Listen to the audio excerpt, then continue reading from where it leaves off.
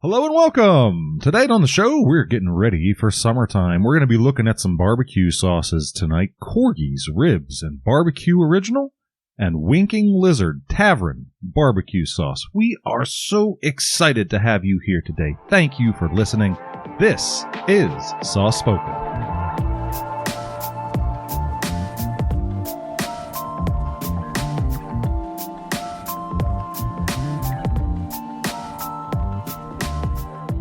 And we're back. We are Sauce Spoken. We are the podcast detailing your favorite sauces, dips, and condiments. Why don't you grab your lassos and rustle up some doggies, because this week we're doing yet again another barbecue sauce episode. I'll be your host. My name's Adam, and I'm joined here this week by my co-host, Tori. Hello, yes. Yeah, we're doing a little some barbecue sauces. We're revisiting an American classic. And to my right, of course, yet another co-host, Time Magazine's Man of the Year, but for next year, E.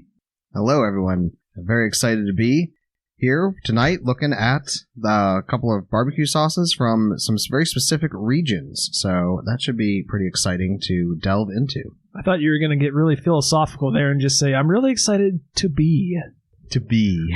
I think, therefore I am. That's where I thought you were going with that. E. Descartes. Yeah. It's been a long week. That's all I can say. It's been a long week. It's been a long week. I've been really busy at work. No, I've been really busy doing social events outside of work, trying breweries and hanging out with friends and doing game nights and playing new board games. And I have a question for you regarding that, but before we do that, I wanted to jump on Tori's little intro thing there. What year was that? 2014? Next year. No, it wasn't. The Times Person of the Year was everyone one year. Wasn't that 2014 they did that? Oh, hell, I don't know. Oh, I thought it was just the most recent. Wasn't Time Person of the Year the Black Lives Matters movement or something like that? No, it was literally everyone. They just said you. Times Person of the Year, I think it was 2014, was you. We're gonna look this up really quick. I was just trying to make a gag. That's all. I'm trying to come up with new and interesting and funny ways to introduce E. And that's what I came up with this week. I like being on the caboose end of that. I don't have to introduce anyone. Yeah, that's right. Yeah. Oh, wow. I was way off. It was 2006. It said were chosen in 2006 as Time Magazine's Person of the Year. And then on the cover, it just says you. Wow. A little bit of a cop-out there. It sounds like a reach to me. Yeah. And it was it's saying on here that it was for contributing user-generated content to things like Wikipedia and YouTube and MySpace of all things. Which kind of leads me to an interesting point there, because I wonder in 2006, I would think how much user-generated content as a whole versus, 2020, 2021, I imagine has to be, 1/100th probably of the user-generated content in those years. Fair to say. You counting the MySpace page? Yeah, we're counting MySpace. Actually, MySpace is kind of reverted. For those listeners, there are listeners who are adults now, who have probably never even heard of MySpace, But that to that end, initially MySpace kind of started off as more like music oriented, and if you guys remember, you could set your page up so you could have those wild themes and you could play music initially. All the sparkles and whatnot. Yeah, because that was the thing. Like, now websites just play ads whenever you click on them. But back in the day, every website had to have its own sparkle and floating text and the colorful, GIFs, and they had to play a song when you clicked on them. So GIFs. I've never actually had. I was trying to start a war. I'm glad you picked up on that. I never had a MySpace. My sister did though, but I kind of surprised me at all. I barely had a Facebook. As we have mentioned before, you are essentially somehow like some boomer trapped in a relatively tech-savvy young person's body. You have no knowledge of the internet somehow. But my man knows all about 3D printers up and down. Oh, he's the nerdiest, techiest boomer in a 33-year-old body that I know. And like somehow he has zero knowledge of the internet. I was totally into, when our friend Adam, not this Adam here, but another Adam was going on about, video graphics cards and all, and, the recent advancements that, NVIDIA versus the AMD. Watch you struggle. Yeah, watch me struggle. Oh, boy. Well, it's funny because you like to build computers. Oh, yeah, absolutely. And I don't think he's ever built a computer in his entire life. You're right. AK. Other Adam. You're right. I don't think he has he? Not that I know of. I know he's bought computers, but he said he just likes researching that kind of stuff. He researched it, then tricked it out, and put it into his cart. Order. Yeah, latest and greatest. Which one costs the most? Yeah, right. No, but I wanted to kind of circle back around to your point about social situations, Eric. Did you have any follow up with us for the young lady that bought you the drink in the bar the one day? Oh. I literally had forgotten who you were talking about there for a second. Oh, my God. Oh, that's a good sign. What? I hope she's not listening to this. That's not very polite. Right? She didn't actually, technically she didn't buy me a beer. But I think you should go drop off some stickers to her and see if she can promote us a little bit. Some stickers. Stickers. Oh, okay. That's unicorn stickers for all our listeners here. That's soft-spoken stickers that Tori was nice enough to create for us. And as we mentioned in the last episode, if you guys would like to get some of those stickers, go ahead and drop us a line, as they used to say, on softspoken@gmail.com or one of our socials, and we'll see. If we're going to do a little thing here, maybe the first 100 or so, we're just going to give you a sticker. So, reach out to us and let us know. And maybe if you're the girl that Eric met the other day at the bar, maybe we'll be having a special couple stickers for you. Yeah, drop them off in person. If Eric ever has the balls to go talk to you again. If I ever make my way back down to Helicon, that'd be the place to go. That'd be fun. So you just totally biffed this place, and you didn't go back. Yeah, I haven't gone back. Eric. I just haven't had time. Oh, my God. What do you mean you haven't had time? Too many other breweries have been hitting up. Oh, my God.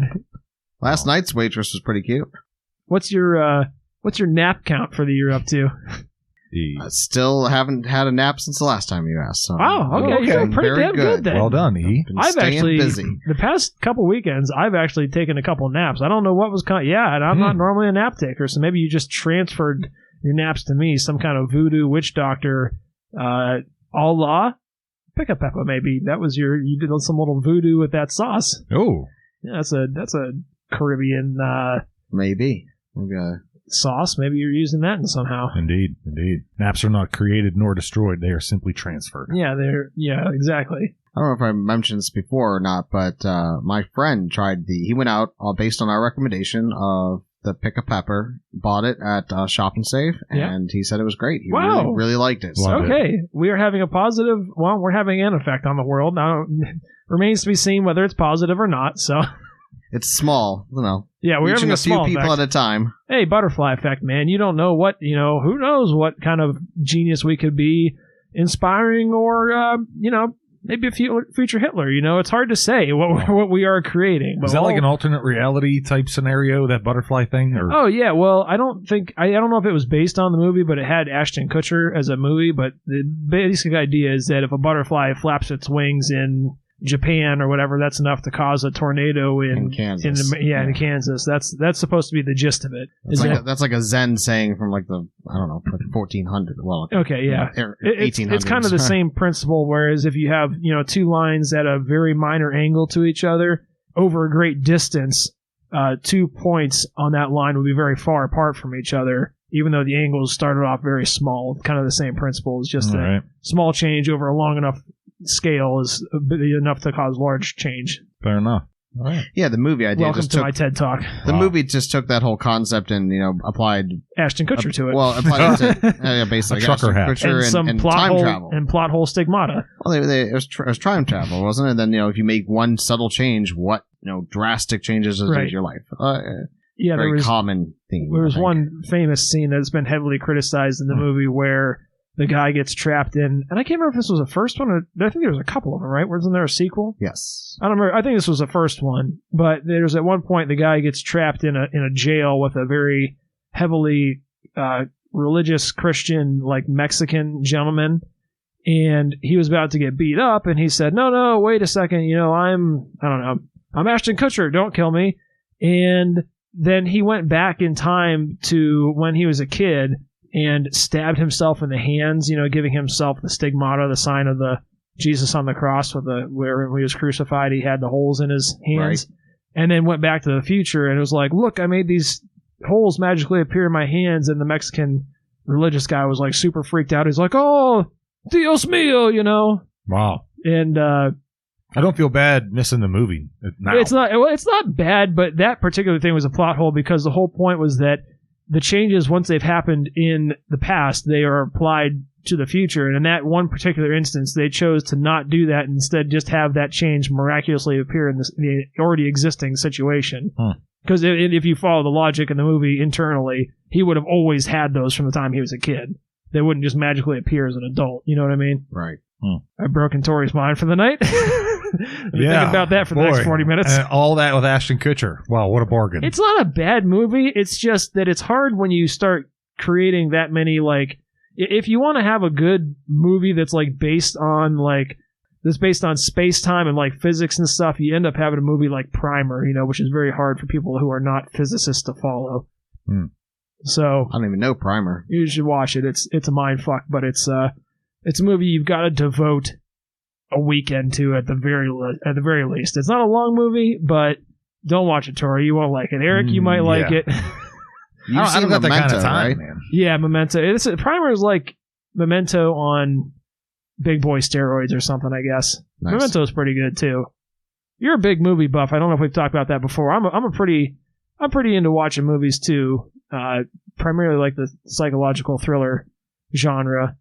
And I know you have a pretty sizable movie collection. I do. My movie collection. Well, you say I'm a big movie buff, but I kind of... You don't watch them, you just collect them. Yeah, well, I collected them for a while. Kind of like your Kickstarters. Yeah, exactly. You're just a collector of things. Yeah, I had friends in school, so I went to an art school, and they would watch movies to the point where they could quote every line and everything like that. No, I was never one of those kinds of guys. Like, I enjoy a movie, but I never memorized the whole thing. Yeah, I think that was more a thing that people did as kids, because it's very important to kind of fit into like a cultural norm there, so people would kind of almost cult-like memorize the same references and stuff to fit in with each other, because that was how it was for me in high school, is that you had to know the Borat references, and you had to know all this stuff, Anchorman, things like that. You had to know these movies just to fit in with the kind of the high school culture, in order to contribute and be accepted by a group. And now it's the internet memes, which I don't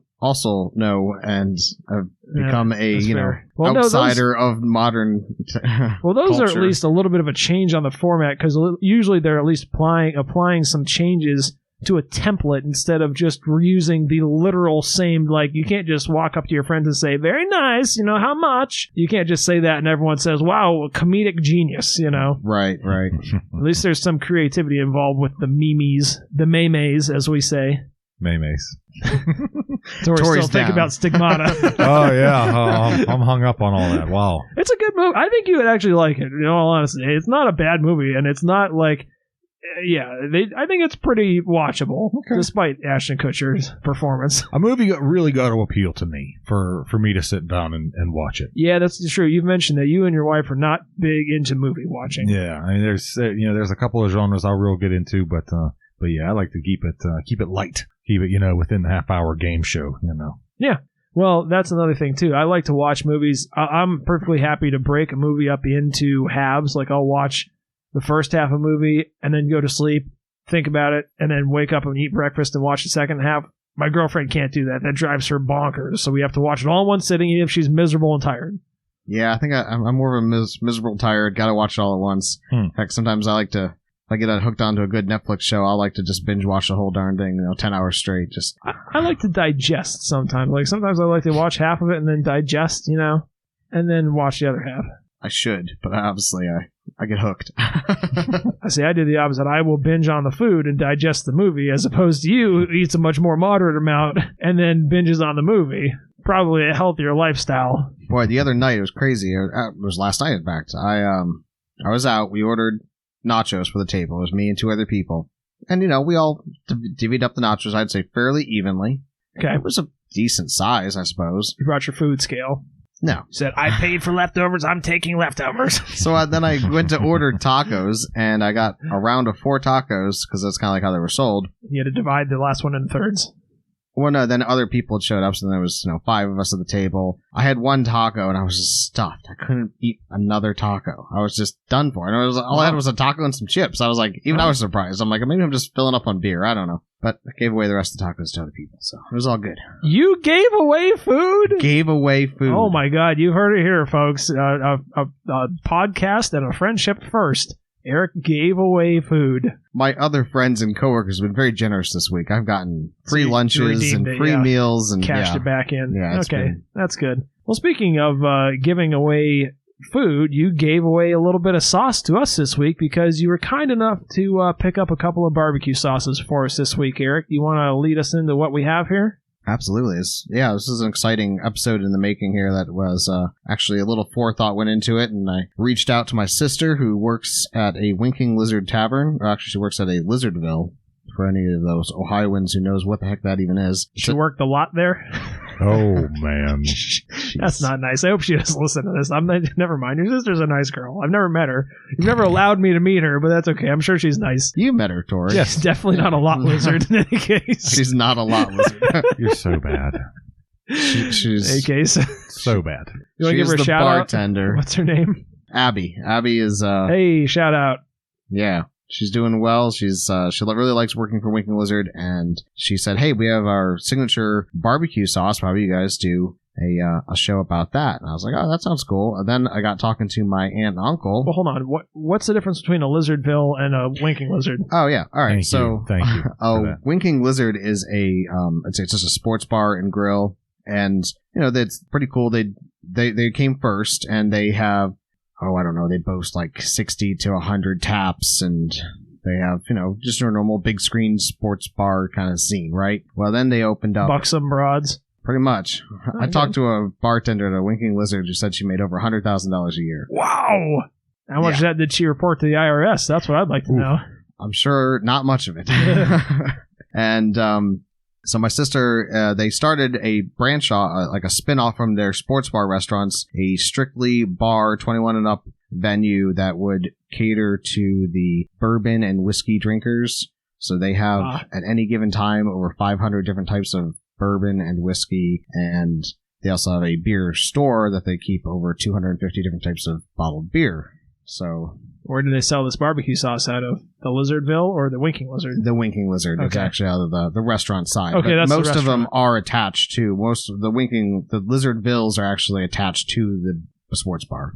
All right, your sister works on the liquor side of things. She works on the liquor side. Works on the liquor side. Does she make over $100,000 on the liquor side?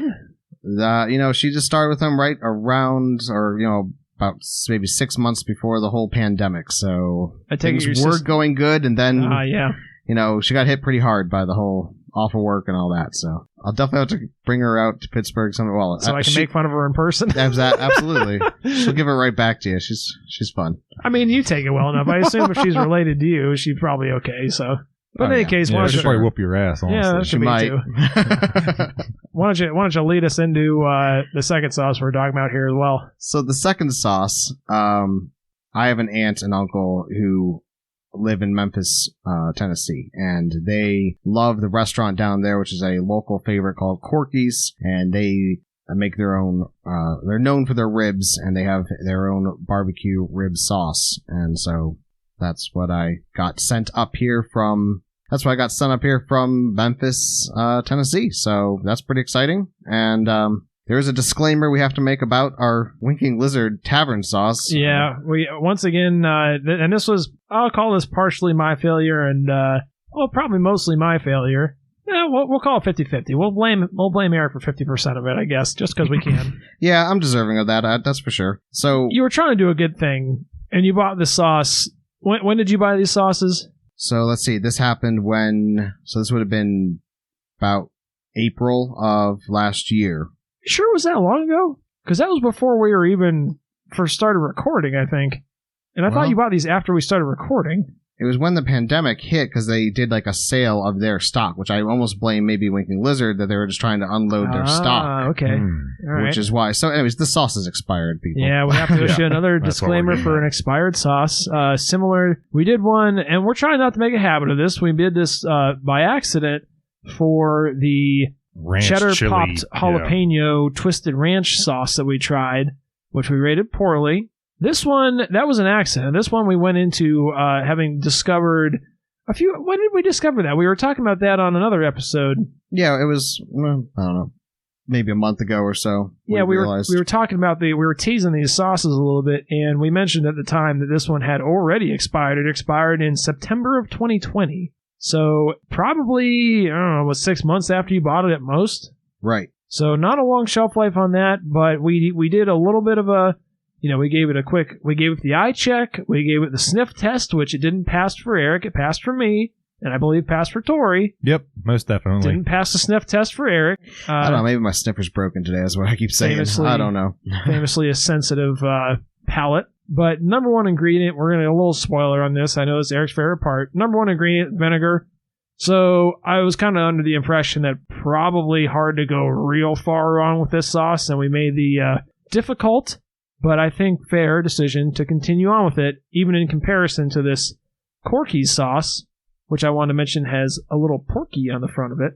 It's Corky's with a little porky. It's got a cute little pig on the front. With the classic chef's hat there. We made the decision to continue on. This is not a comparison either. We decided this is just a side-by-side, but not necessarily a comparison. So a side-by-side of some local favorites. I think it'd be really interesting if we get some feedback on what your local, sauce of your town is, and what makes it special and what makes it stand out for you. So yeah, especially if your local sauce is not one of the big barbecue states or big barbecue cities, because there's small barbecue communities in a lot of other states that I think are lesser known. It'd be kind of interesting to know what their takes on things are. Everyone kind of knows the big traditional ones. So yeah, it'd be great. Yeah, let us know. We would absolutely love to hear from you. We have Tennessee and Ohio up today, but it's again not a comparison. And Ohio, not a famous barbecue state, as we were joking a little bit about before the podcast. If you go to Ohio, you're not really expecting barbecue. I think you're expecting more like, I don't know, mac and cheese or something. That's like it's a Midwest state, so I guess that's what's something bland and boring you'd be looking forward to there. Wow. I don't know. I don't know what I would think of. Not mac and cheese, though. I think a lot of people envision the Amish when they think about Ohio, which I think is actually more of a Pennsylvania thing. Yeah. But I think a lot of people get that impression from Ohio. That's true. And of course, Ohio does have the initial. I'm pretty sure Melts started in Ohio, and I think they branched out from Cleveland all the way to grilled cheese. Yeah, it's grilled cheese. So essentially, just mac and cheese in a bread form instead. Ohio also famous for having the most astronauts of any state. Presidents too, right? And I think you might be right. Famous joke about that is that people are willing to go all the way to space just to get out of Ohio. So. Speaking of local regional barbecue sauce or favorite sauces, is there a particular one that have we even asked you that question, Tori? You are the definitive Pittsburgh representation. For barbecue sauces, you mean specifically? Well, barbecue or I'd even venture to say Well, we did kind of talk about that because we were talking about the Isley's ham barbecue. That's true. Oh yeah, and I think that would be kind of the quintessential one. I mean, that's what comes to my mind, right? Yeah, that would be the closest thing that I could think of. That would be organic Pittsburgh. Yeah, probably. Yeah. And we have not tried that sauce yet on this. Not on the air. Podcast. No, that's very true. I think I've seen the barbecue sauce for sale at the grocery store. Oh, I guarantee you have. You ate it. You had ham barbecue before. Yeah. I have had ham barbecue, but I don't think I've ever had. I've never had the sauce on its own. Well, I've never had the sauce on its own. I'm not even sure. Most people, when I ask them, "Oh, you made ham barbecue? Did you make? How'd you make this?" They always explain in detail how they made the sauce from scratch. Yeah, that is true. The Isley's sauce is definitely an optional ingredient. I think you can either spice it up or you can, just substitute an entirely different sauce. Or maybe they make their own homemade version of the Isley's. Maybe they just have some sort of home, hack. I just fucking said, Eric. Well, you said you were making it different, like spicy or whatnot. I said, or they make their fucking own sauce, you piece of shit. That's it. You made me angry. We're only 20 minutes in and I'm already fucking angry. I hope you're proud of yourself. Mission accomplished. Check. There you go. Very good. Put that in the show notes. On any case, well, let's jump right into it then, I guess. Do you want to kind of give us let's start with the Winking Lizard, since that one expired sooner. Why don't we go ahead and start with that one, and that way our tasting notes aren't influenced by it getting any further expired. So here we got the Winking Lizard Tavern barbecue sauce. And it says it's established in 1983. It's a 1 pound, 2 ounce jar or a plastic bottle. It's got an interesting shape to it. It's kind of got like a short, stout, round body with like a faceted lamp sort of top neck to it. Is that maybe a good way of describing it? Maybe fluted? Fluted? I think you're right. Kind of. I don't like the shape of it. I mean, it's fine. It's passable. It's just not my... I don't know. I don't find it to be a particularly pleasing shape.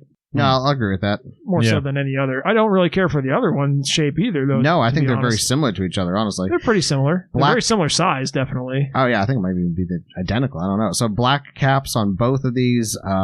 Stealing sort of Tori's thunder there. It's a black label with the Winking Lizard logo, which is an iguana. Well, supposed to be an iguana. If you ever go into a Winking Lizard restaurant, they always have big tanks with live iguanas in them. Sanitary. Is the salmonella complimentary? That's right. That looks like an alligator to me, man. Doesn't it look like an alligator? It's a terrible drawing, but it's like yeah, that's definitely like a crocodile or something, at least I would say. Right. It's supposed to be a lizard in a tuxedo, and it looks more like I think it's a smoking suit, isn't it? It's not a tuxedo, is it? Oh, you're right. More of a smoking jacket. Smoking jacket. Oh no, maybe you're right. Okay. Red with a red bow tie. He's pretty dapper, we'll say. He's a dapper. Yeah, I don't know. Let's see here. Made by Ken's Food Incorporated. Well, that's interesting. Oh, okay. Ken's Food is interesting. So I don't know. They must reach out to a local or some sort of manufacturing distributor of of sauces, and they must make this for them based on their recipe, I guess. That's interesting. Well, you'll have to reach out to your sister. Are they known for barbecue sauce at the restaurant? Is that like a thing there, or is this just something that they make? Like, are they barbecue centric there?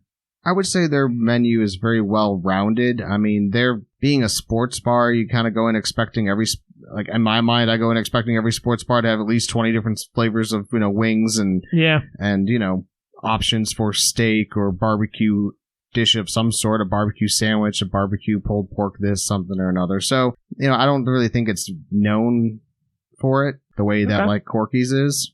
Okay. But maybe I'm spoiled by maybe I have high expectations for the sports bar industry. No? I don't know. Tori's laughing at me. Is there a takeoff of that man, similar to, is there like a spicy version of that? Like there was the other sauces? Okay. Yeah, there's a spicy version, and they of course just have a whole wide range of other, your Asian seasoning and your your teriyaki or your garlic parm and all that. This is definitely for chicken wings. I would say they for sure, probably more known for their chicken wings over any other barbecue dish. Not to say that they don't have other barbecue dishes on their menu. Well, that being said, Tori, you want to lead us off a little description on your Corkies there? Yeah, sure. I know you mentioned before, Adam, there's a little cartoon pig. He's smiling, got a little chef's hat on. A little porky. The label, I can't tell if it's black because the sauce is so dark. I can't tell if it's black or see-through, but it's dark nonetheless. The Corkies is in a green. I think it almost looks reminiscent of the text from Teenage Mutant Ninja Turtles. Yes, I 100% agree. It sort without of looks, the little sword sticking out. Yeah, with the green and red, without the, of course, ribs and BBQ original in a cursive type script. But yeah, that's the bottle. They do look similar. The round base, and this one has the flutes on. I don't know what you would call this, the ramp. I don't know if this has a fancy shoulder name. I would say the shoulder, yeah. One thing I did notice that was pretty neat is they have a little pig that's embossed. Oh, cute! Up here on the neck. I didn't notice that on either side. Yeah, so on the front and the back, if you run your finger across it, you can feel it. That's what gave it away for me. It's not front and center. It's neat. But you got to look a little hard for that. But yeah, so the black cap. They may even be the same mouth size bottles. And you used to say they're the same size. Contents? Oh, that's a good question. Same volume? What did you say? A pound? Yeah, mine's 18 ounces. I got 19 over here. Okay, so you got 1 ounce more. Which is actually deceptive because I would have said that was a smaller one just by looking at them. But very I interesting. think I would have said the same too. Yeah, that's pretty interesting. I think it bears mentioning. You kind of alluded to this as well, Tori, but the Corky's is definitely more of a like kind of a molassesy color, whereas the Winking Lizard is more of a rusty, it's brown, orange color. Yeah. Do you guys want to go more in depth on those as far as the sauce's appearance? Well, the Winking Lizard definitely has a heavy pepper flakes noticeably. Yeah, you can see that on the neck there as we're looking at it. Yeah, and the sauce clings very well to the bottle's edges and whatnot. It's got a nice viscosity to it, a nice pourable, but also a good sticky thickness that you'd like on your wings or barbecued meats. Yeah, and it is kind of like I said, it has that kind of like a lighter color than you typically expect from a barbecue sauce. definitely kind of interesting. I think maybe it's just more poignant because it's sitting next to one that's so dark. I don't know. I don't know. That immediately jumped out to me as soon as I put it in the bottle without having poured the other one yet. So, but what about your Corkies there, Tori? Sure, yeah. I think the Corky certainly has some flakes on its own. I'm rolling it around as you would a glass of wine against this plastic Dixie cup here, and there's certainly some flakes that are sticking to the side. I'm afraid to do the good old Blizzard test because it seems runny enough to be worrisome. I don't know. We gave that a test run. Well, yeah, I was going to say I gave it a little bit of an accidental Blizzard test earlier. In my clumsiness, I officially knocked off one of the cups onto the floor. Which one? It was we'll save it till last. I knocked the one on the floor very clumsily and stupidly.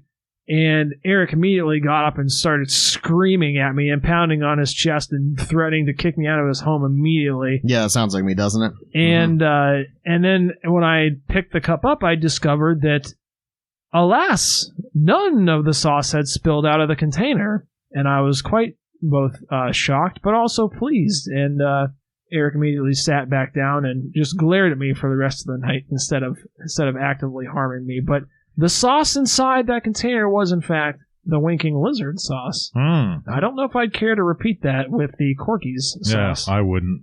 It's a little too runny. They're both pretty thick, though. Mm-hmm. My observations from across the table is that the Corky's actually has kind of the same appearance that the Pick-a-Peppa sauce had in the bottle, where it's kind of got those loose clumps on it. It does, right? You can kind of see through it as opposed to the Winking Lizard, which forms more even sheen. Definitely a nice even coating on there, for sure.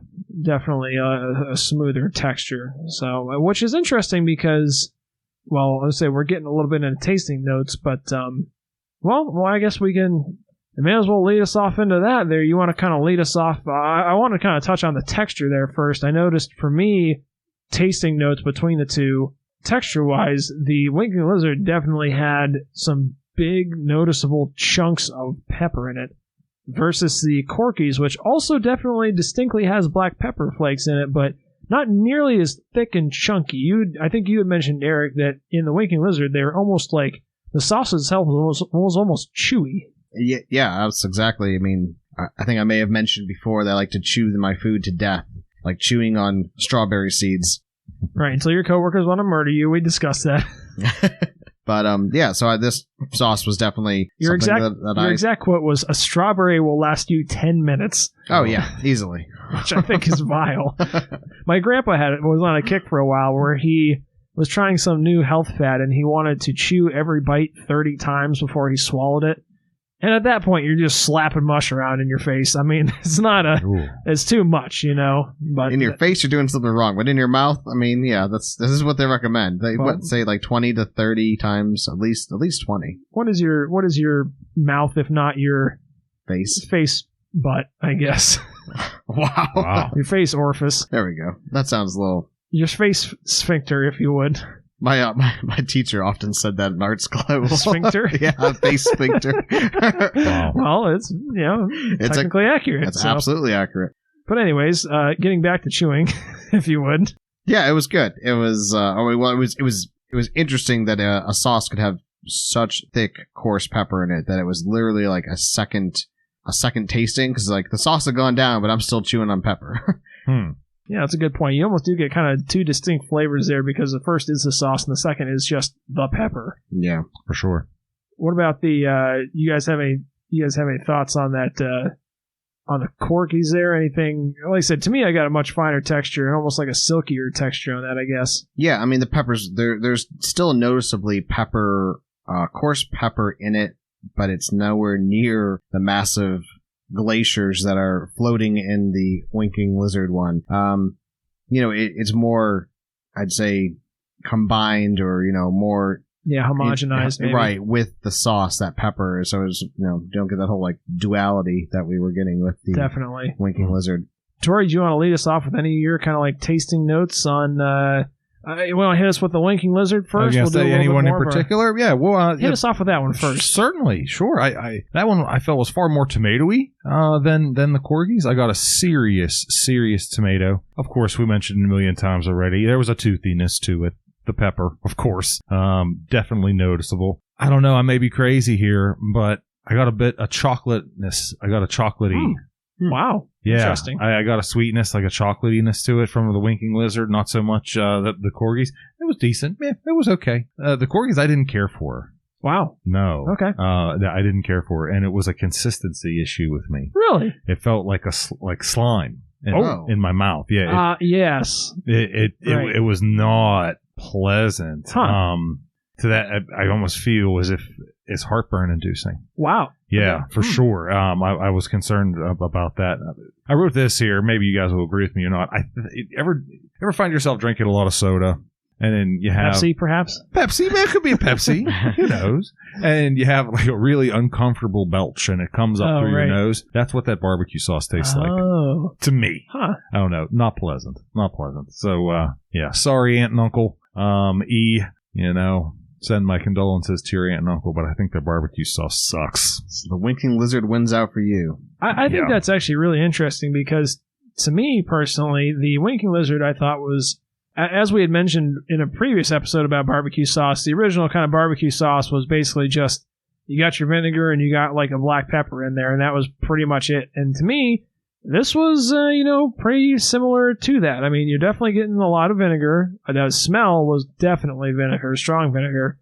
And a little bit of heat. I didn't really get the sweetness that you guys were detecting in that. Then you said a lot of the black pepper, and I thought it was pretty pleasant overall. The color was a little bit interesting, more so than some other barbecue sauces. And I thought it was pretty good. That being said, for me, I think I preferred the Corkies, and I think it's interesting because kind of that texture you had described is almost slimy.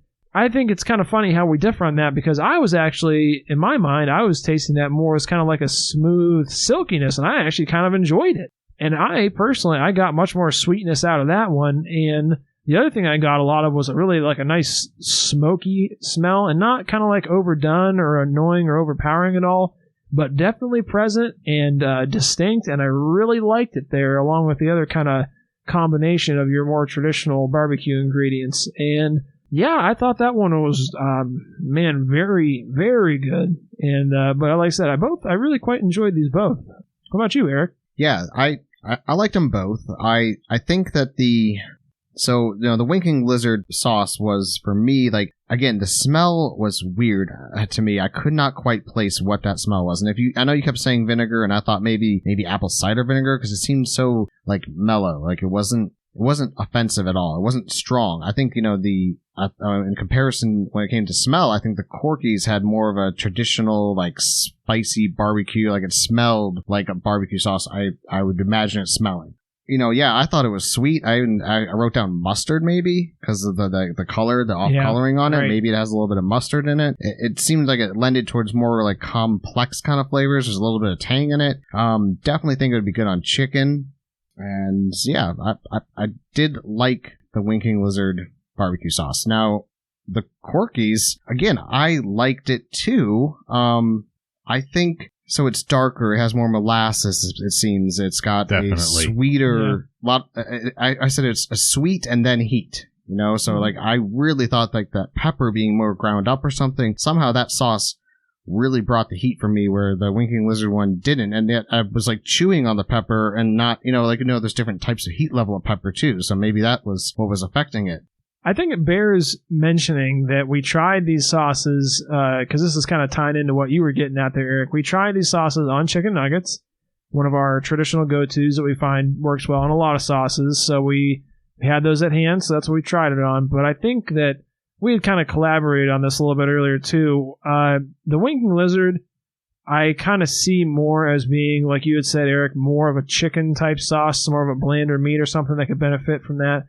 Whereas, and I think you had mentioned that this is kind of like their specialty, but the Corkies, to me, is more clearly a rib sauce. Absolutely. That is exactly what's stated on there. That's what I was going to say. And I think it's kind of amazing that the Corkies got that smokiness in it. I think like you said, it's well done. I think executed, that Corky, that it's smoky balanced. level was, that's a key. Very well balanced. That's something that can get overpowering really quick, is having too much of that smokiness. And if you don't have enough, there's no point in putting in it. I think they hit that real sweet spot there where it's distinct in every bite, but you get all the other flavors clearly. And even the building heat level to it is actually kind of neat, because it's, you'll eat, and then you'll take a sip of water and go, oh, wow, like there was some spice there. Yeah. I think they both had decent spice to them, but again, more of that kind of black pepper type spice than really anything else, I thought. I have to agree. So, yeah, I mean, both the sauces were definitely enjoyable. I don't have too much negative things to say. I don't think that the expiration date on the Winking Lizard really had any effect on it, as far as, not that I've ever had sauces before to really truly compare, but I don't think it was too detrimental to the taste of the sauce. Okay. Yeah, that's a good point. Do you want to, each of you guys want to go ahead and read off your respective ingredients there? Eric, you want to hit us with the Winking Lizard, and Tori can team up with the Corky's ingredients. So Winking Lizard's barbecue sauce, which is made by Ken's Food, which we still have to maybe try and figure out who the heck they are. Do a little investigative journalism. Yeah, I wonder if that's the same Ken's that make all the salad dressing. Ken's salad. Yeah, I was wondering that too, if it was something like that. Yeah. I would be... Maybe, but it's not one of their signature bottles. They have like that one primary type of bottle. Yeah. But, I mean, it definitely could be. So this has vinegar, soybean oil, tomato paste, water, honey, salt, and then it contains 2% or less of, your spices, Read every one of them. natural smoke flavor. That's weird. I didn't even taste any smoke in this. Huh. Poppy seeds. Poppy seeds? Maybe that's some of the chunk. Well, that is interesting, because now that does make me wonder now. But I definitely tasted the black pepper. That's really throwing me off now. Poppy seeds, and that's the weird thing, is that poppy seeds in my mind don't give a lot of flavor on their own, especially if they're in a sauce that's already strongly flavored, like on a bagel or something. Yeah, you can taste them, but that's interesting. Yeah, I'm not sure what they really add to what is their purpose the flavor in this? profile. You're right. Huh. Sodium alginate, caramel color, garlic, natural flavors, xanthan gum, onion, sodium, benzoate, calcium. Xanthan gum? Xanthan That's gum. a new one. Gum. There's no gun in this. Well, if it was from Texas, there would be. Right? That's what you get from Ohio barbecue sauce. There's no gun in it, damn it. All right, for Corky's, the usual suspects: water, tomato paste, high fructose corn syrup, molasses, distilled vinegar, brown sugar, salt, dehydrated onion, dehydrated garlic, spice, aged red cayenne pepper. Of course, we got your xanthan gun, bang bang, Worcestershire sauce, more corn syrup, blah blah, and natural smoke flavor down at the very end with soybean oil. At the very end. The very end. The only thing that's beaten out is sodium benzonate, which they clarify for us as a preservative. And I didn't detect the sodium benzoate at all. Oh no, that's the weirdest part. That's the very very end. So you got to have a really keen palate. Huh. But the smoke comes through. The smoke was perfect. Did you get any smoke in the story? I did. Yeah. They say natural smoke flavor too, which kind of makes me wonder how you quantify that in a sauce, because you can get natural smoke flavor on like ribs or something just from the grill, but how do you put that in a sauce, and then again, how do you measure that to quantify it? That's something I find interesting. All the way I can imagine them doing that would be as if they're smoking their meats and they have a big tub of their sauce that they're like a big 20-gallon stock pot full of their sauce that they just put it right in there with their giant smoker and let just kind of I guess that's possible. Pull in that natural smoke flavor, I guess. Yeah, I guess maybe that could be something like that. I don't know. That's you got me, brother. That's as good as any other explanation, I guess. I was kind of thinking of something stranger, where maybe they'd have like the steam from the meat coming up to a top of like an evaporator drip tray and having the water run down into the sauce, but I don't think that's what they're doing. Distilled. That was what my brain immediately went to, which reminds me of another thought, which is that the Winking Lizard sauce, I don't know if you guys have ever seen, like, if you had like a can of nails that filled with water and turned to rust. That is, I think, the exact color of that sauce, and even in the little floating flecks in it, kind of reminiscent of something like that. Yeah, I think that's a very accurate way to describe the color. That's the color I see. So yep. Versus the Corky's is definitely a very dark molasses. I don't know. I guess maybe more normal color. Well, I think you sauce. called it. I don't remember which one you said that. I think Tori said that on the molasses. That nailed it on that. I mean, they had. You had your molasses, they had your brown sugar, had all that shit that, is that molasses derived or that very dark brown color. So I think that's where that's coming from all day long. And that fructose corn syrup. Yeah, I mean, that's obviously what gives that initial sweet kick on that sauce. It hits you with sweet and smoky, and then it hits you with a little bit of heat. And I would have liked to have seen honey in something like that. I would have been curious to see how that would have played. I know that was in the Winking Lizard, which I didn't get much sweetness from. Well, I got some sweetness. I got some chocolatiness. Yeah, I don't know. I know you guys said that. I didn't get that as much. I think we all had really different experiences on these sauces too, which I think is really interesting because normally I think we come into a pretty good alignment on at least our tasting notes, even if we differ on the ratings. And this time we're all over the board, even on the tasting notes, which I think is kind of interesting. It's almost like we weren't even tasting the same sauces or anything, but very interesting this time around. This is life after COVID. Yeah, that's true. I am the one with the only pure, unaltered sense of taste and smell, so I guess you guys just have to default to my my palate. I make the fucking rules, and I tell you what you taste. You're going to soon be in the minority, though, I think... Oh, I don't know about that. Nah. I don't know about minority, but I'm already a minority as an Italian-American, thank you very much. I don't even know what the hell you guys are talking about. I have no clue. Who's had COVID and who hasn't? Okay. Yeah, we're losing people left and right on this podcast already. So, but anyways, you guys want to... well, there was a little story you wanted to mention on one of them, wasn't there, Eric? Well, the Corky's bottle does have... Is there any information... and that's the one thing I wanted to kind of mention. Both of these websites, as we had mentioned, are pretty barren as far as it goes to sauce information. A lot of times we'll like to kind of check out and see if they have some other flavors, and I think the Corky's does have some other flavors, but they were hard to see on there. Or as far as that goes, just a little bit of information, some backstory, an about page maybe. And both these websites were pretty barren from what I was seeing. But on the back of this Corky's bottle, they did at least provide a little fictionalized story, I'm sure. Yeah, it's just a little informational about Don Peltz, how he started up the Corky's, home-style Southern barbecue there in Memphis, Tennessee, and, they're really happy that, customers have come back and supported them and that they enjoy their sauces so much, and, they're glad to be able to share their barbecue straight from the world capital of barbecue to your table. Heat, eat, and enjoy. Don Peltz. I think that sounds like a fake name to me because, that Don basically means to wear, to put it on. And Peltz, being like animal skins. With it being a barbecue sauce, smoked, meat manufacturer, I'm thinking Don Peltz sounds a little too convenient. Oh, wow. Or you're reading into it too much, but maybe. Oh, that's teach us Ostroversy, hashtag that little bit of, conspiracy theory for the day for you guys. Is Don Peltz real, or is it a sauce name? Can't be a pen name, I guess. Right? You guys remember another ancient meme? You remember Chuck Testa? Remember that old? You really? I know you don't, Eric, because you're not a man of the internet. You don't remember the Chuck Testa memes? It's like it was a whole taxidermy thing. Is that a real mountain lion? Nope, Chuck Testa. You don't remember this at all? No, not ringing any bells. Okay, well, this was a pretty old one too. I mean, it's definitely, and it wasn't a big one, but it did have some lifespan to it.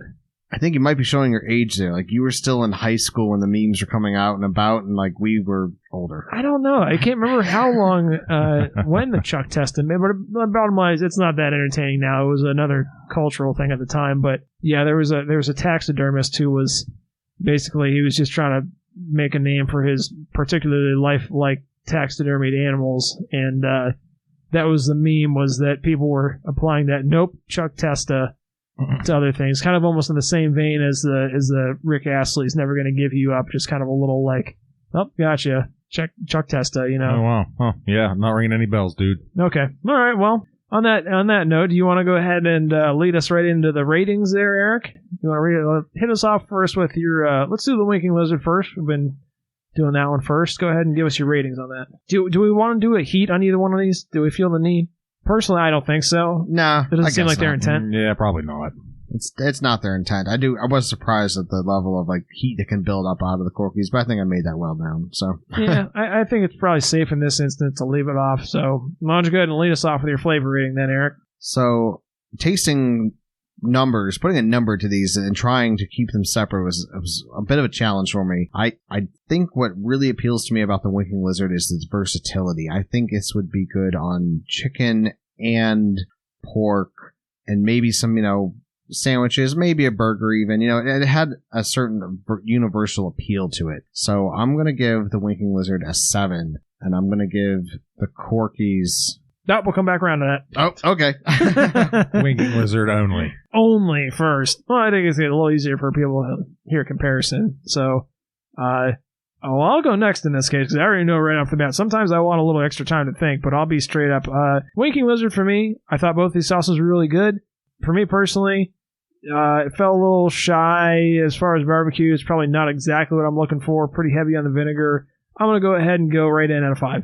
Yep, I think I'm going to put it right there with ketchup, and I think that's pretty fair. I think it's some heavy flavors. People complain about ketchup as it kind of like if you put ketchup on something, then the only thing you taste is ketchup. It's a little bit of an overpowering flavor in that regard. It's good, but it's not very nuanced, and it's a little overpowering, and that's kind of how I feel about this. Pretty vinegar heavy, and it would definitely, I think, overpower a lot of other stuff. So... Tori, what did you think about the Winking Lizard? Yeah, sounds pretty good to me. I thought it was bold, of course. I think you nailed it. It has the same characteristics as ketchup to the degree where it overpowers. I was a little bit more generous. 6. Okay, very good. And back to the coloration as we keep talking about it, but maybe a Heinz 57? Kind of that oranginess, It's not quite that orange, though. It's more of that muddyish colored brown to me, but... And to me, that color I don't think rust. This one is definitely more like a rusty color. True. I think. Maybe that's what put chocolate in my brain. Looks like Hershey's. Yeah, I'm actually wondering a little bit, some of the flavors and stuff that you guys were describing. I wonder if maybe this is a little bit power of suggestion based on some of these. Because like you said, some of that stuff I wasn't getting at all. And I wonder if that's partially responsible for why we are so different on our tasting notes. It's kind of just what we're reading into this. Plus, possible expired. So, true. Interesting.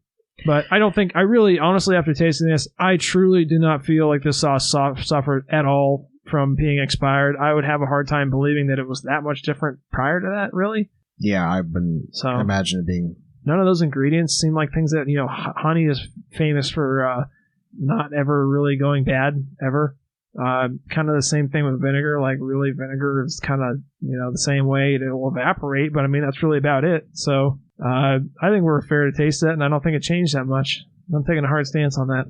You want to lead us off with your Corkies there, Eric? Yep, absolutely. So I was starting to say there that I think Corky's comes up. Boy, it's so tough because I think it would be so good on ribs. I know it's good on ribs. I've had it on ribs, but for me, I just think that heat, it's not as enjoyable of a sauce for me. I personally, I'm going to put it right behind like a 6.5. So wow, okay, yeah, for me. The Corkies I really liked. I really enjoyed both of these, and I would be happy to try them again. I really would like to try us on ribs, and I think it would be a really good choice on that. I was initially thinking I would go ahead and give it a 7.5, and I'm going to give it an extra half-point discretionary point because I really thought that smoke flavor was masterfully done. So I'm going to go ahead and bump it up to an 8, which I think is a little bit on the high side for this sauce, although it is quite competent, and I think that's pretty fair. What about you, Tori? Wow. It was a consistency issue for me all the way through. Outside of that sharp acidity, the catalyst to heartburn that I mentioned before. But I didn't care for it really at all. It's going to be a 4 for me at best. Wow. A 4. Brutal. Yeah. At best. If I may interject here briefly, I wanted to say this earlier. I have a little rewind for you. Soft-spoken rewind. Late in the episode. I gave the chocolate sauce a spin on one of those large cookies that you make. Oh, very nice. Yeah, this was a couple like weeks. Like the skillet one, like they make in a cast iron skillet. Yeah, cookie cake. Yeah, so exactly. So we had the wet with a little ice cream. Oh, nice. Fabulous, as you could possibly imagine. So, I know we gave that an incredibly high rating. So highest so far. I want to maintain that that was excellent. And, in addition to that, we'd also tried that on a little bit of ice cream at one point. And that's right. We had your wife tried that, I believe, and my girlfriend tried that. And they were both quite pleased with it, if I'm not mistaken. Stellar. Yeah, it's still fantastic. It's been a winner all around. We haven't had a single person who is in any way a detractor from that. So I think, if you're going on a weighted score as far as number of people that have tried it, I think that one's definitely winning. So. Yeah, I do have to wonder, it's in such a category of its own being a sweet sauce. I'm excited for us to really flesh that out and really have some other sweet sauces to compare it to. Yeah, that's true. I wonder if we just like sugar. I wonder if that's really what we've learned so far. That's maybe what we're after. We're just a fucking bunch of fat ass Americans that like sugar, and that's really the key to our heart here. Is that all this nuance and complexity and work that goes into crafting a good barbecue sauce gets an 8, and if just fuck us up with sugar, and you're gonna get a 10. You know. That's what I'm afraid of, but hopefully we're wrong. We'll see. I don't think that's the case. We noted the other balance of flavors in that chocolate sauce as well as being well executed. So I think it's fair to say it earned its place. But we'll until we try another sweet sauce, I think we're gonna have to maintain that. So. And I'm not sure if we actually mentioned this on the same rewind vibe here. Back when I want to say we talked about this on the podcast about the Yingling doing that Hershey's order. So I drank that entire, I drank half of that 12-pack, gave the other half of it away practically. I had my last one this Tuesday. First time I actually cracked it open and poured it out into a glass. Yes. There was like chocolate that settled into the bottom of the... I told you that. You gave me one time and I complained for an hour about how there was shit floating in it, and you said... Oh, I don't see anything floating in it. I said, there's stuff floating in it, Eric. I said, you're going to be mad at me if I dump this? And you said, well, I guess. That's right. You dumped yours. That's right. I do remember that now. Yeah, there was stuff floating in mine. I dumped it. So when I dumped mine out, I just was like, oh, wow, that's wild. There's like chocolate syrup in the bottom. And then as I drank it, I was like, wow, this is so much more chocolatey. I wish I had known this before. I would have poured them all that way. Well, I was going to say, but what the fuck are you supposed to do, though? Shake it up? You can't shake it. It's a beer. I don't know. So that does make me kind of wonder, how you were supposed to know to do that. First of all, shame on you for not incorporating it. Second of all, how the fuck were you supposed to know to shake up beer? I mean, I could see you, if it gave you, some beers, especially hipstery stouts, will give you pouring instructions if they want to be real fucking, schnobby about it. There's this one beer my sister loves, and it's actually the entire can is printed upside down. Oh, Jesus. So you're supposed to turn it upside down so you read it, and then you're like, oh, it says, make sure to turn me a few times upside down, so you give it a little gentle shake before you pour. Is it bad that I kind of like that kitschy bullshit stuff? Oh, I love it. I think it's great. I am the target demographic for that bullshit. I am the fucking, 25 to 35 hipster fuck, that likes that kind of thing. So I am the key demographic for that, but I still do kind of get a kick out of that. Yeah, I think it's cool. I'm a sucker for that kind of marketing. I always go, I am the people that they want to buy the beer, because I'm always the walk in and think, oh, what has the coolest artwork, what has the weirdest hipster flavor combinations that I can drink, that those people hate you, Tori. You go in and get the exact same fucking thing by the case. Damn right. I like what I like. The people that make Iron City like you, but all the fucking hipster breweries don't. Yeah, so. I don't like you at all. That's good. Feelings mutual.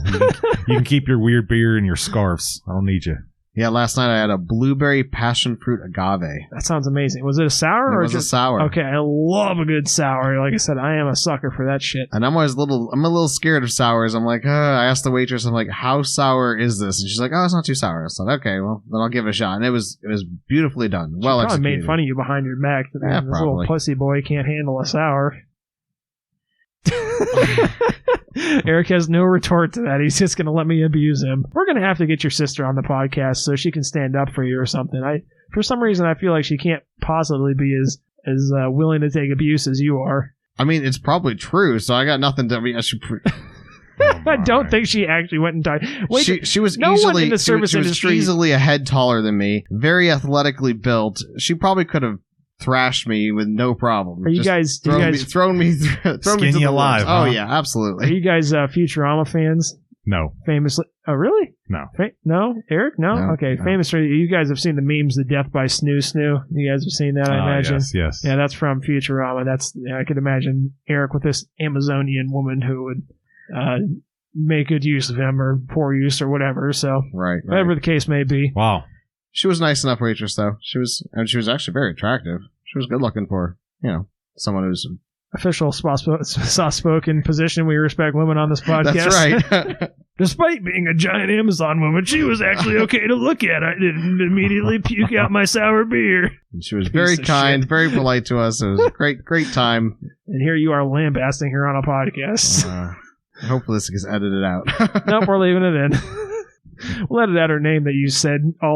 You asked her for her name just so you could say it on the podcast, but we'll edit that part out. So, all right. Well, in any case, I think that's going to pretty much wrap it up here this week for our two sauces. We got the Winking Lizard Tavern barbecue sauce, and then the Corky's Ribs and Barbecue Original barbecue sauce. With that being said and done, Eric, do you have any closing thoughts you'd like to leave us with? I'm looking forward to doing Isley's. I think, I don't know, I'm a big fan of barbecue sauce, so I think trying a barbecue sauce from every state or every, major city would be a real blast, but that's a ways off. We'll see where we can get, what the future holds for us. Yeah, honestly, we probably could have made it just the barbecue sauce podcast, because I feel like that's what we keep coming back to. I mean, I think if you look in the grocery stores, that's a lot of what you're going to find is barbecue sauce anyways. But, I mean, there's enough barbecue. And plus, it seems to be the go-to for places to kind of craft their own sauce. It's either going to be some sort of hot sauce, which is just, Frank's with some other seasonings, or it's going to be a barbecue sauce.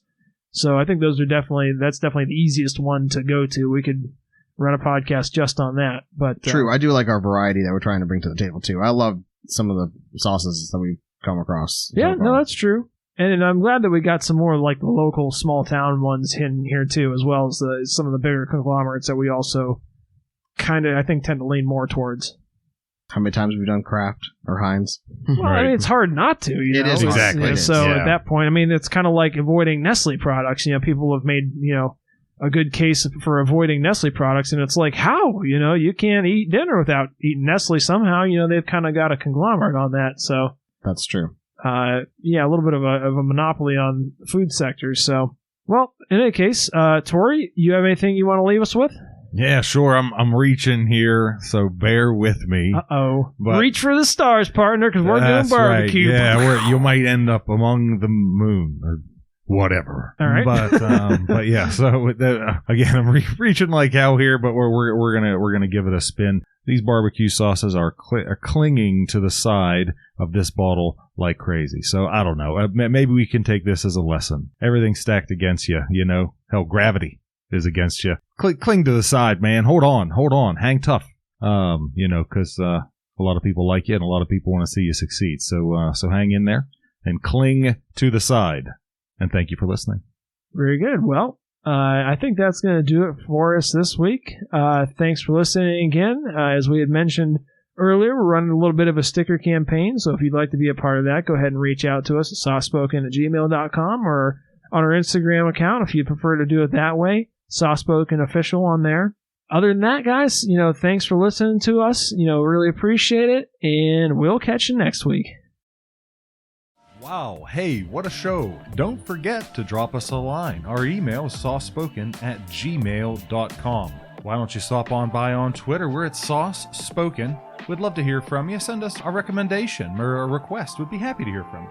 And finally, on Instagram, we take goofy pictures every once in a while. We like to throw them on there. That's going to be Sauce Spoken Official. Please share us with your family and friends. Give us a review, a subscription. It would be an honor.